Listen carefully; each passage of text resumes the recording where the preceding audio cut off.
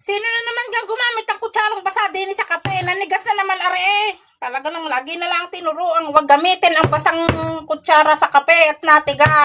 Ano na naman yung pinag-iingay mo diyan, Ibiyang? Kaaga-aga eh. O hindi nagkakape. Nagbawal na yun sa akin ng doktor. Ikay wag nang magkape rin at bawal na yung kape sa ating mga naedad. Para nga ikaw ay hindi laging na-high blood. Oh, ay, bunga nga nito, kaaga-aga eh. Abot sa kahanggan eh. Hindi ka na ganahihiya niya, na lagi nang ang iyong bunga nga ay abot sa mga kahanggan. Kaya mo po na din eh, at tayo mag-aalmusal na. Iwasan mo ang laging nagagalit. Masama yun, baka ikaw ay atakihin. Ay naku, mahal ang magkasakit ngayon. Para kaunting bagay eh, nang magagalit. Halika na. Mag-almusal na tayo.